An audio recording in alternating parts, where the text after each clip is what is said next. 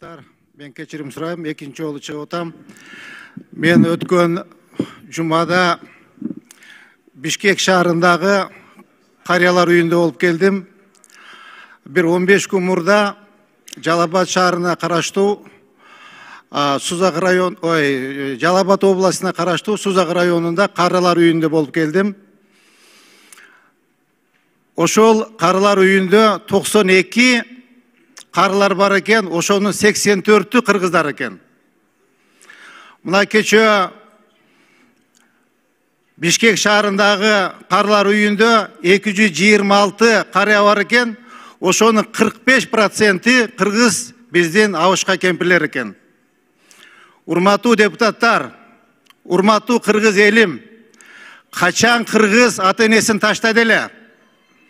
Качан кыргыз таштады эле ата-энесин? Ошол кемпир чалдар балдарынын төрүндө отура турган мезгилде карылар үйүндө отурат.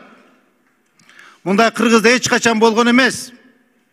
Урматтуу Нурлан Тургунбекович, урматтуу Алмаз Акунжанович, ушуну сиздер көзөмөлгө алып, улуттук телеканалдан мурда насаат балдарга тарбия деген телепередачалар болчу эле.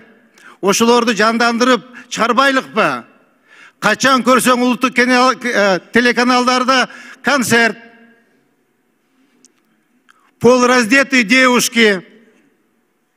Качанга чейин мындай болот бизде? Биз кыргыз бойдон калабыз. Биз эч качан европейский мамлекет болбойбуз. Ошон үчүн урматтуу депутаттар, ушул баардыгыбыз чогулуп, ушул маселени чогуу көтөрсөк, ушу көбүрөөк биздин таалим тарбия жөнүндө көбүрөөк передачалар болсо жакшы болот эле. Ушуну көзөмөл алып коюңуздарды суранам.